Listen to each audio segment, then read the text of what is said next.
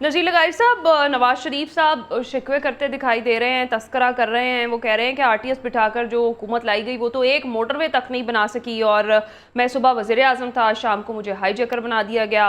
नाइंसाफ़ियों का शिकवा करते दिखाई दे रहे हैं। एक बार फिर से हमदर्दी जो है वो उसका वोट लेना चाह रहे हैं नवाज शरीफ साहब। मेरा नवाज शरीफ साहब, ये सही है कि वज़ीर आज़म थे, फिर हाई जैकर बना दिए गए, और उसके बाद वज़ीर आज़म थे और फिर उन्हें वज़ारत उज़्मा से हटा दिया गया।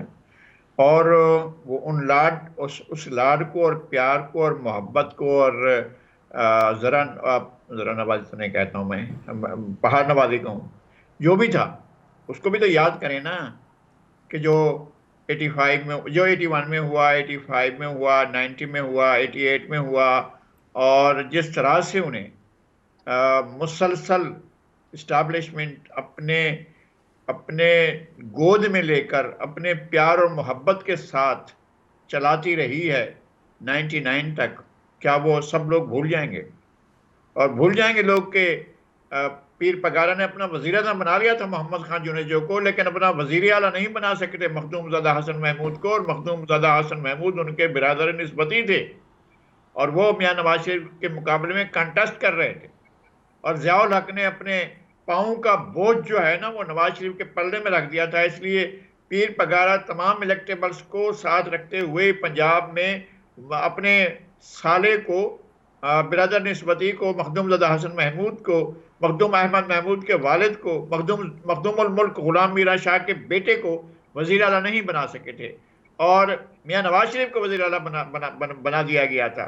फिर 88 में उनकी वज़ारत आला को सस्टेन रखा गया, और वो इनकार कर दिया था उन्होंने कि मैं वज़ीर आज़म नहीं मानता हूं बेनज़ीर भुट्टो को, और उन्होंने कहा मैं वेलकम करने नहीं जाऊंगा वज़ीर आज़म का लाहौर एयरपोर्ट पर, लाहौर के अल्लामा इकबाल एयरपोर्ट पर। ये बाद में आए एयरपोर्ट वगैरह, लेकिन ये कि उन्होंने मरकज की हुकूमत को तस्लीम नहीं किया था, बिल्कुल नहीं तस्लीम किया था। फिर 90 में क्या हुआ, 90 के फिर 93 में क्या हुआ, 93 में सुप्रीम कोर्ट ने इनके हक में फैसला दिया, इस हद तक लाडले थे।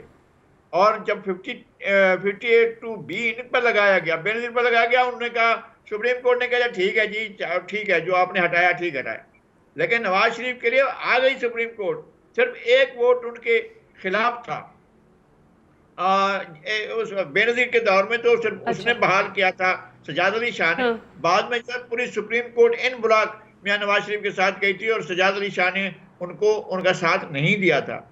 एक जज थे जो उनके साथ नहीं थे, बाकी तमाम जजेस जो हैं, फुल कोर्ट जो है उनको सपोर्ट कर रही थी। वो नज़ारा याद नहीं आता, वो उनकी हुकूमत बहाल हो गई थी, और हम मीर बलक शेर मजारी को घर भेज दिया था, जो निगरान आए थे, घर भेज दिया था। फिर किसने कहा था कि जाएं और जाकर प्रेसिडेंट हाउस में जाकर मिलें, और जब जनरल वहीद काकर के, गुलाम इसहाक खान की और मियां नवाज शरीफ की मुलाकात हो, तो फिर ये तय करें, वो खुद ही बैठ कर तय करें कि ये ठीक है, सदर अगर सदर इस्तीफा देते तो मैं भी इस्तीफा देता हूँ। फिर दोनों इस्तीफा देकर बाहर आ गए।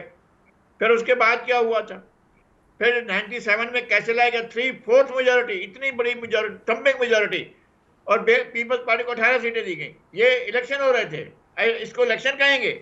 मैं उसको भी इलेक्शन नहीं कहता जब नवाज शरीफ को 12 सीटें दी गई थी पूरे पाकिस्तान में 2002 में, वो भी इलेक्शन नहीं थे।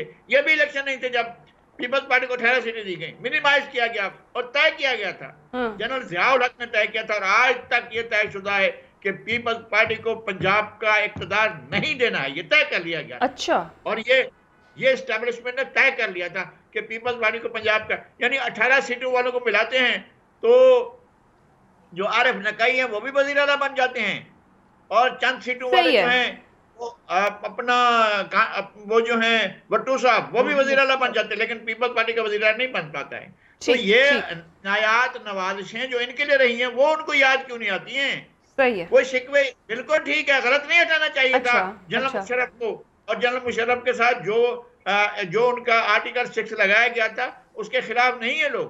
चले, और उसके बाद ये भी हटाना नहीं चाहिए था, जिस से जजेस ने हटाया था इनको, 5 जजेस ने। और शिकायतें दुरुस्त है, लेकिन उस वक्त जो खुद भी किया वो भी याद रखना चाहिए, आप ये कह रहे हैं।